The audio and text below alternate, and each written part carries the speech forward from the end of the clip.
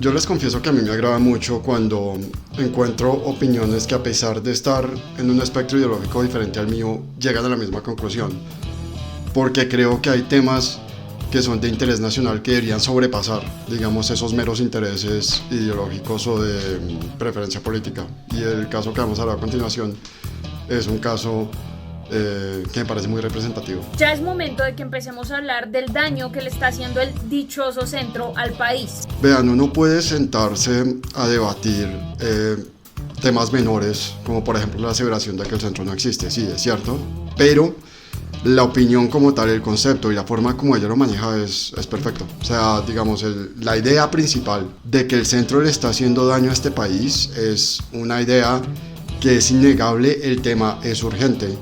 Si algo necesita un recambio y una renovación total, pero de la forma más urgente en este país, es el centro. Yo sé que yo últimamente le he dado muy duro a la derecha, en parte porque se lo merecen, pero creo que efectivamente digamos, el movimiento que más urgentemente necesita una renovación total es el centro. Voy a ponerlo en unos términos más crudos aún. De todas las corrientes políticas, creo que la peor que existe es el centro. Y digamos que mi intención con este video es adicionar un poco y tal vez mostrar también desde mi lado, que es desde el otro espectro ideológico, cómo todo lo que ella está diciendo es totalmente cierto, y cómo desde este lado también se puede ver que toda esa crítica que ella está haciendo aplica perfectamente también desde acá. Es que así de oportunistas y así de faltos de principios son en el centro, que pueden ser igualmente criticables tanto desde la izquierda como desde la derecha. El centro no solo le está haciendo daño al país a nivel, digamos, de, ¿cómo llamarlo?, de su dinámica política, de sus movimientos políticos, sino que es que hay un daño que es aún mayor, y es la amenaza que la forma como esta gente está haciendo política representa para el sistema democrático en sí. Porque la forma como se ideó el sistema democrático no era para tener partidos y movimientos que básicamente no tienen principios y que se pueden vender o se pueden regalar a X o a Y, así X o Y piensen de manera absolutamente diferente. Esa no es la forma como se concibe un sistema de partidos. Un sistema de partidos se considera que tiene al menos algún tipo de base ideológica sobre la cual pueden negociar, y la forma como los sistemas multipartidistas europeos interactúan entre sí es básicamente eso. Ellos negocian puestos, negocian programas, negocian lo que haya que negociar en política, pero siempre sobre una base de esas, digamos, preferencias y cercanías ideológicas que puedan tener entre sí. No pues esta lógica de irse regalando, porque pues ni siquiera hay negociaciones, regalarse a cualquiera. Y eso es peligrosísimo para el sistema democrático y para el sistema de gobierno, como voy a mencionar más adelante. Si algo aprendimos de las elecciones regionales es que este dichoso centro lo único para lo que ha servido es para ayudarle a los políticos con un pasado asqueroso y ligado a las maquinarias más corruptas de este país a camuflarse como si fueran políticos independientes. A continuación, ella pasa a hacer un recuento de cómo esta gente del centro le ha lavado la cara a varios políticos de derecha para hacerlos pasar como independientes cuando en realidad no lo son. La crítica es válida, la forma como ellos lo ponen es bastante coherente, solo que es que lo curioso del asunto es que si uno lo mira desde este lado, digamos desde el lado de la, podríamos llamarlo centro derecha, hacia allá, encuentra exactamente la misma crítica, porque es exactamente la misma crítica. Estos tipos no tuvieron ningún problema en estar en la misma campaña en la que estuvieron Armando Benedetti, Roy Barreras, Julián Bedoya, el cura Hoyos, Euclides Torres, nada más mínima, y siguieron con este aire de superioridad moral, de que es que ellos son los paladines anticorrupción, haciendo campaña con estos mismos tipos. Y de cierta manera eso es una lavada de cara también a unos políticos impresentables que estaban desde el otro lado. O sea, es decir, esta gente del centro, y por eso pues a veces pareciera que no fuera gran cosa, pero es que no tener principios es un problema. O sea, esta gente del centro no tiene problema en lavarle la cara a nadie, o sea, lavarle la cara a cualquiera, al que sea, siempre y cuando les convenga electoralmente. Digamos que pues Dana Q lo pone mejor que yo, pero creo que digamos que la crítica que ambos estamos haciendo se puede resumir en tres grandes defectos que a mi modo de ver son absolutamente inaceptables. El primero, el oportunismo político y electoral. Entonces se apoya, como vimos en las alcaldías, en las candidaturas no solo las regionales pasadas, sino en las de presidencia del año pasado. Se apoya por oportunismo político y electoral a cualquiera, al que sea, al que más me convenga, a ese lo apoyo. El oportunismo político electoral de darle, además de brindarle apoyo a un mandatario, pero así como se le brinda apoyo de una forma tan gratuita, de esa manera también se le quita. Esa es una. La segunda gran crítica que uno les puede hacer es la selectividad absoluta que tienen con la corrupción, que ese es un tema que voy a tratar ahorita más adelante. Y la tercera es que a pesar de esas dos, todavía tienen la osadía de presentarse como los paladines, los faros morales de la sociedad y los paladines anticorrupción de la política, que es una cosa que uno a estas alturas aún no logra entender cómo es que todavía tienen la cara para hacer eso. Pero bueno, continuamos. Dejen de creerse moralmente superior a los demás. Yo creo que actualmente hay dos personajes que simbolizan o que representan como ningún otro lo que es el centro de este país. Y esos dos personajes son Claudia López y los Hernández. Por Hernández me refiero al papá Rodolfo y al hijo JP. Pues los Hernández hablo ahorita más adelante, pero sí quería dedicarle unos minutos a hablar del tema de Claudia López porque pues este tema me parece impresentable. Primero, pues yo soy antipetrista, 100% antipetrista, y digamos como que me cuesta un poco tener que defender al presidente, pero pues uno tiene también que tener pues tiene que tener su ecuanimidad y pues entender que en este caso en particular el del problema no es el presidente. El señor Gustavo Petro, desde que era alcalde, viene diciendo que él quiere un metro subterráneo. Él eso no lo ha escondido nunca. Cada vez que ha podido ha sido lo suficientemente claro en decir que su posición es querer tener un metro subterráneo. Y lo mismo pasó cuando fue senador en la legislación pasada. Lo primero que si hubo una de las causas que él lideró, y la lideró sin ambigüedades, fue la oposición al Regiotram. Porque para él esa no era la solución. Y él no tuvo ambigüedades en ese tema, jamás. Ha sido clarísimo desde el momento en que asumió posición en el tema que eso era lo que él quería. La señora Claudia López no tuvo ningún problema a pesar de todo. No, y además hay una adicional, y esto lo dice la misma Claudia López, que cuando ella se iba a lanzar a la alcaldía, el señor Gustavo Petro le dijo que si ella no apoyaba el metro subterráneo, él no le iba a apoyar a ella. A sabiendas de todo esto, porque ya queda claro que ella era consciente de las posiciones del hoy presidente, la señora igual lo apoyó para la presidencia en 2018 y nunca le hizo el más mínimo comentario sobre si el centro o el Regiotram se debían negociar. Jamás. Y su grupete lo apoyó sin vacilaciones también para las elecciones de 2022. El tema tampoco salió a colación en materia de negociaciones sobre cómo vamos a hacer un programa. Nada. Y ahora que el señor está en el poder porque ellos lo ayudaron a subir al poder, y estando en el poder está haciendo todo lo que dijo que iba a hacer, que es oponerse al metro elevado y oponerse al Regiotram, ahora sí sale la señora Claudia López a rasgarse las vestiduras y a decir qué mal le ha hecho Bogotá al presidente. No, pues la pregunta es qué mal le ha hecho Bogotá a la alcaldesa que sometió a la ciudad a este debate inani sobre un sistema de transporte que esta ciudad necesita urgentemente. Es que el problema, infortunadamente, no es en este caso el político de extrema izquierda. El político de extrema izquierda ha sido claro en lo que quería y en lo que esperaba.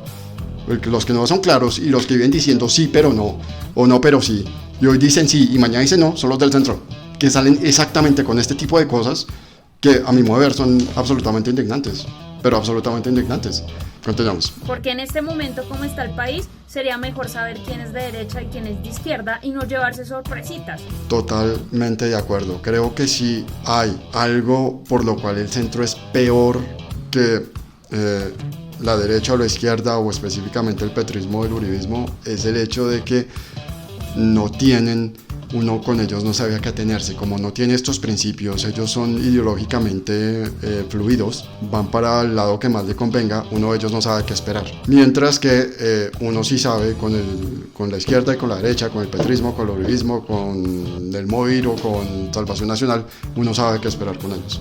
uno ya sabe a qué se atiene, pero con estos tipos no, porque estos tipos le pueden decir a usted hoy que sí y mañana que no, y por eso es que me parece que representa un problema, una amenaza tan grande para el sistema democrático y para cualquier gobierno. En estos momentos, digamos, en parte las reformas que está intentando pasar el gobierno no están pudiendo pasar porque estos tipos le están restando, se le están volteando al apoyo que ellos le dieron gratuitamente para hacerlo elegir con esas mismas propuestas que el gobierno está intentando implementar, lo cual corre en beneficio del país. Pero qué tal que fuera al revés, porque perfectamente podría ser al revés, que un presidente esté intentando pasar unas reformas que el país realmente necesita o que realmente serían buenísimas para el país, y que estos tipos de la nada le retiren su apoyo y las reformas corran riesgo de caerse. Es que eso es muy peligroso para un gobierno, sea el gobierno que sea. Este tema no es un tema de ideología. Si un movimiento le dice a usted como gobierno, oiga, listo, yo lo apoyo porque electoralmente me conviene para que usted sea gobierno, y yo apoyo sus propuestas y voy a decir que usted es el mejor candidato,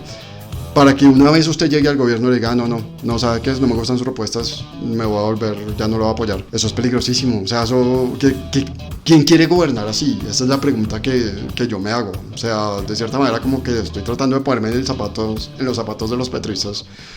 Deben estar bastante decepcionados con esto. Una vez más, no es algo nuevo. La señora Claudia López se hizo elegir con un discurso que era muy cercano al petrismo, y se ganó muchos votos de izquierda que al final fueron los que la llevaron a la alcaldía.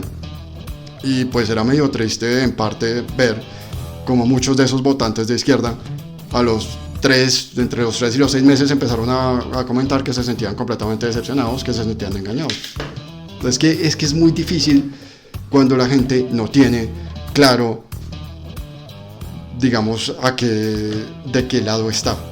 Y por eso es que estoy completamente de acuerdo que para este país lo más conveniente en estos momentos, si no hay una tercera vía clara, que no la hay, porque estos tipos no la representan, son una parranda de oportunistas, entonces es mejor que no haya tercera vía y que definamos entonces quiénes son y que realmente definió quiénes son de derecha y quiénes son de izquierda.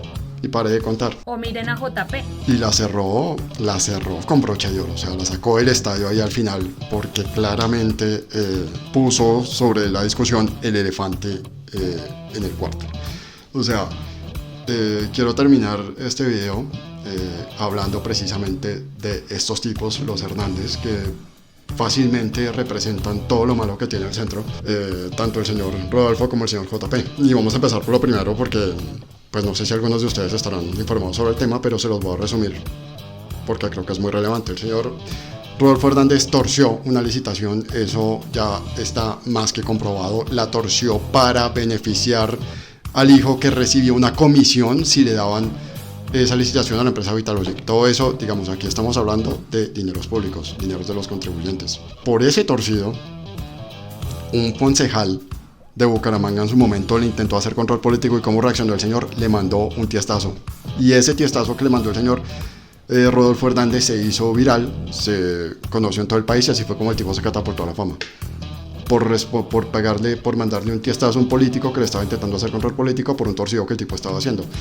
Lo que pues vale la pena mencionar ahí es que, claro, cuando el señor Hernández le manda pues el muecazo al concejal, la Procuraduría por eso obviamente le impone una sanción y lo sanciona por primera vez.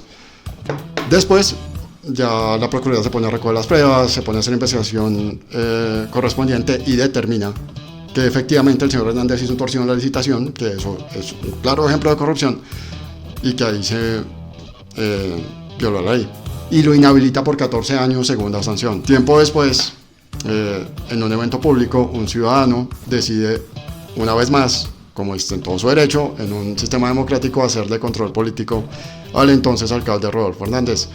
¿Cómo respondió el señor Hernández? Respondió dando cifras de su gestión, respondió explicando cómo funcionaban los programas, respondió mostrando los beneficios de toda la gestión que le había hecho. No, respondió con una sarta de insultos, diciéndole al señor que era un lavaperros de los políticos, y básicamente agarrándolo a insultos hasta más no poder. Y por eso, como estaba en un evento público, la Procuraduría lo sancionó por tercera vez. Vale la pena mencionarlo porque eso está en la ley. Si ya el funcionario público tiene 3 sanciones de la Procuraduría, no se puede presentar a elecciones. el Consejo Nacional Electoral, una entidad independiente, diferente de la Procuraduría, toma todas estas pruebas, agarra toda la información que se había obtenido hasta el momento y define que efectivamente ya habían 3 sanciones y que el señor Hernández no podía ser candidato a la gobernación. En algún momento el señor Hernández pidió excusas por su comportamiento, pidió excusas porque hizo un torcido en una licitación, pidió excusas por haber agarrado a golpes a un concejal por andarle haciendo control político. Obviamente que no. Lo primero que hizo fue abusar del sistema judicial para ver si había alguna otra entidad independiente que le diera la razón, que no la ha habido, para ver si podía salvar su candidatura a la gobernación, y además insinuar que entonces había conflictos de intereses con el Consejo Nacional Electoral, porque digamos aquí el sentido de la moral pues se perdió hace mucho rato. Entonces básicamente eso es lo que hay que hacer. Cuando usted ya le queda, varias entidades judiciales y autoridades han demostrado que usted ha cometido un crimen, un delito y una irregularidad dentro de su gestión, entonces lo que tiene que hacer, en lugar de pedir excusas o aceptar su culpa, es salir a decir que pues es un perseguido político, básicamente. Eso pues es una maña que han pues reproducido 2 grandes políticos de este país, que es tal vez una de las peores mañas que he visto en la política de este país, que pues como lo habían hecho ellos 2, pues este señor se creyó en el derecho de poderlo hacer. Este acto tan impresentable tuvo algún eco, digamos, dentro de los paladines de la corrupción del centro. Absolutamente ninguno. Y eso que no estamos hablando de la gestión del señor Jorge Iván Ospina Cali, alcalde del Partido Verde. Eso es otro tema aparte. Pero una vez más, como ellos son tan selectivos con la corrupción, pues en este caso fue preferible no decir nada, hacer la vista gorda. Su ahijado, su hijo, digamos el señor JP, obviamente Hernández, pues obviamente que también supuestamente llegó ahí a luchar contra la corrupción, a hacer denuncias de temas que él no conoce, pues tampoco ha hecho nada, porque una vez más el centro es absolutamente selectivo con la corrupción y solo denuncia la corrupción que a ellos les conviene denunciar. Dicho esto, también pues vale la pena mencionar que pues el señor JP, el hijo, que es un músico, que es un tipo que desconoce prácticamente todo del sistema político, ya ha llegado hasta el punto de decir que él en 2030 pues se va a lanzar a presidente. Dios nos libre, nos guarde de esa situación. El señor JP Hernández es tal vez responsable o el autor de la maroma política más increíble, más inesperada y más descarada que se haya visto en elección alguna. Pues esto, digamos, sobrepasaba como que el mayor escenario posible pensado por cualquier pensador de la democracia, me imagino que desde Condorcet, porque es que es una cosa increíble tener usted una campaña, que su candidato pase a segunda vuelta y usted en segunda vuelta pasarse a la campaña contraria para que ayudara a la campaña contraria a ganar, y una vez gane volverse a regresar a donde estaba anteriormente. Es una cosa que eso no tiene explicación lógica de ninguna manera. Es la maroma, digamos, argumentativa e ideológica que utilizó para llevar a cabo semejante adefesio. Es una cosa tan difícil de creer. Hoy, a pesar de todo, el señor se hace llamar, o por lo menos sus bodegueros lo hacen llamar así, que es que el Nayib Bukele colombiano, pues de pronto igual de peligrosos sí son, eso sí se lo puedo garantizar. Bueno, creo que eso es todo por hoy. Quedan muchas cosas que decir porque efectivamente vuelvo, insisto, es urgente, es realmente urgente renovar al centro completamente. No se salva ninguno, son impresentables todos, completamente impresentables todos. Y espero que, bueno, ojalá, sueño con que por lo menos en 2026 esta gente reciba el voto castigo que se merecen.